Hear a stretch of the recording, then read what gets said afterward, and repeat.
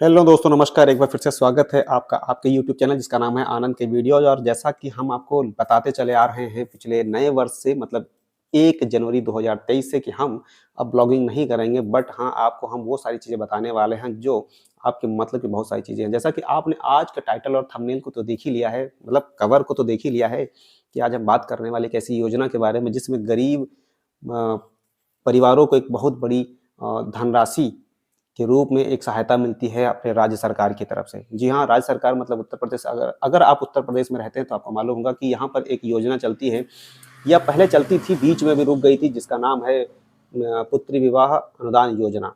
तो वो फिर से अभी चालू हो गई, क्योंकि अभी इस पर आपको ये वीडियो देखना चाहिए, मुझे ऐसा लगता है, क्योंकि आपको अगर ये चीज़ें नहीं पता होंगी तो फिर आप इससे वंचित रह जाएँगे। जी हाँ, इस योजना में क्या है, कौन-कौन से कागज़ लगते हैं, कितने चीज़ें चाहिए होती हैं, कितना पैसा मिलता है, ये सारी चीज़ें हम आपको बताएँगे स्टेप बाय स्टेप। इस चीज़ को जानने के लिए एक छोटा-सा काम कर दीजिए कि हमारे चैनल को अगर आपने अभी तक सब्सक्राइब नहीं किया तो सब्सक्राइब कर लीजिए, साथ-साथ वीडियो को कर दीजिए लाइक। साथ ही साथ आपको बता दें, इस वेबसाइट का लिंक हमने अपने डिस्क्रिप्शन में दे दिया है, आप जाके वहाँ से भी इस वेबसाइट पे पहुँच सकते हैं। तो आइए, ये कारवां आगे बढ़ाते हैं और जानकारी आप तक पहुँचाते हैं।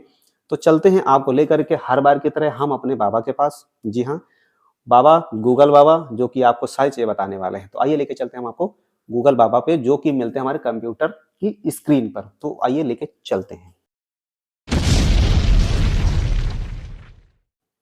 तो देखिए, हम अभी आ गए हैं गूगल बाबा पर, और गूगल बाबा पर जाने के बाद सबसे ऊपर के कॉलम में आप चाहें तो मोबाइल पर भी इसे देख सकते हैं, और कंप्यूटर पे भी देख सकते हैं। तो हम यहाँ पे जाएँगे, लिखेंगे विवाह अनुदान, ठीक है? योजना। आप हिंदी में भी चाहें तो हिंदी में या अंग्रेजी में किसी भी तरीके से लिखेंगे, उसके बाद में इसे कर देंगे क्लिक। क्लिक करने के बाद सबसे ऊपर एक वेबसाइट खुल जाती है upsdc.gov.in, ठीक है? अब आपको ये सब करने की झंझट नहीं है, आप सीधा जो है गूगल पे बोल भी देंगे तो वो भी आ जाता है। तो सबसे ऊपर की वेबसाइट पे हम कर लेते हैं क्लिक। क्लिक करने के बाद, मतलब क्लिक का मतलब ये होता है कि इसे कर लेंगे हम प्रेस, मतलब समझ गए होंगे आप।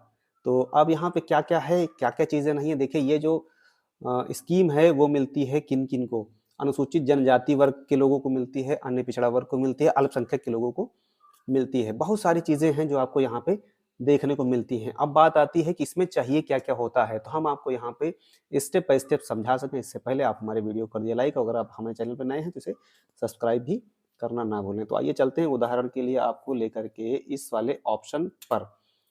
ये उदाहरण के लिए है, आप जिस भी जाति बिरादरी से हैं आप उसका देख सकते हैं। देखिए यहाँ पे चाहिए क्या-क्या होता है आपको। सबसे पहला आवेदक का फ़ोटो। आवेदक कौन-कौन हो सकता है?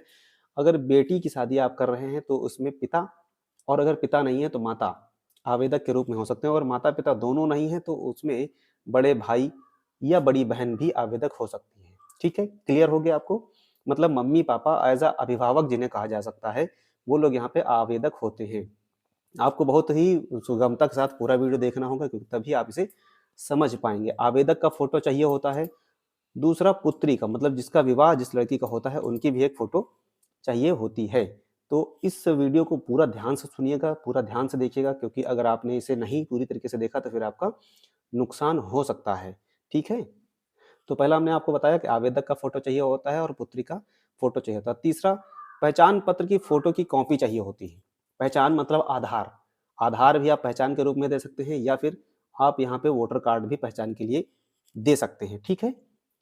ये हो जाता है जो कि आवेदक की बात कर रहे हैं हम। आवेदक के साथ-साथ और क्या-क्या चाहिए होता है? फिर चाहिए होता है बेटी का या पुत्री का उम्र सत्यापित करने के लिए कागज़, मतलब जन्म प्रमाण पत्र या फिर आधार। आप आधार दे देंगे तो उससे भी हो जाता है, क्योंकि आधार पे उम्र लिखी होती है। ये हो गए। और चौथा अगला जो कागज़ होता है वो होता है शादी का प्रमाण पत्र, मतलब जो शादी का कार्ड होता है वो चाहिए होता है। ठीक है? शादी का कार्ड चाहिए होता है। इसके अलावा आय प्रमाण पत्र, जो भी आवेदक हैं उनका आय प्रमाण पत्र और जाति प्रमाण पत्र चाहिए होता है। अगर आप आय और जाति नहीं देंगे तो फिर यहाँ पे आपका फॉर्म नहीं फिल हो पाएगा। तो इस प्रकार से ये चीज़ें आपको देनी होती हैं। फिर अगला है बैंक का पासबुक। बैंक का पासबुक जो भी आवेदक हैं उनको अपना बैंक का पासबुक देना होता है, क्योंकि वो भी यहाँ पे अपलोड होता है। तो इस प्रकार से आप समझ गए होंगे कि कौन-कौन से कागज़ चाहिए होते हैं। एक बार हम फिर से एक पूरी देखिए, एक लिस्ट हम आपको दिखा रहे हैं कि कौन-कौन से कागज़ चाहिए होते हैं। इसे आप बखूबी समझ लीजिए, और इस योजना के अंतर्गत जी हाँ, विवाह अनुदान के अंतर्गत 20,000 रुपए की धनराशि प्रत्येक लाभार्थी को मिलता है। जी हाँ, जो कि विवाह के 3 महीना पहले विवाह के 3 महीना पहले से मतलब 90 दिन पहले से विवाह की तारीख से 90 दिन बाद तक का ये फॉर्म भरा जा सकता है, जो कि ऑनलाइन भरने का भी प्रोसेस यहाँ पर उपलब्ध है। आप चाहें तो खुद से भी भर सकते हैं या फिर चाहें तो आप किसी जनसेवा से भी जाके भरवा सकते हैं। तो आई होप आपको ये चीज़ें अच्छी समझ में आई होंगी। तो देखिए, मैंने आपको सारी चीज़ें समझाने बताने का पूरा प्रयास किया है। आपको अच्छा भी लगा होगा इस वीडियो को देखने के बाद। देखिए, बार-बार मुझे फ़ोन एक आ रहा, तो मैं उसे बंद कर रहा हूँ, इसलिए थोड़ा-सा डिस्टर्बेंस हो रहा है, उसके लिए सॉरी।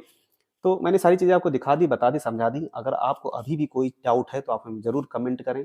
अगर आपको चीज़ें पसंद आई हैं तो हमें सपोर्ट करें थोड़ा-सा। चैनल को सब्सक्राइब अगर नहीं किया है तो कर लीजिए, और अगर कर लिया है तो बहुत-बहुत धन्यवाद। हम आपके शुक्रगुज़ार हैं कि आप हमें इसी प्रकार से अपना सपोर्ट देते रहेंगे। Thank you so much. मिलते हैं आपको अगले वीडियो में, तब तक के लिए नमस्कार।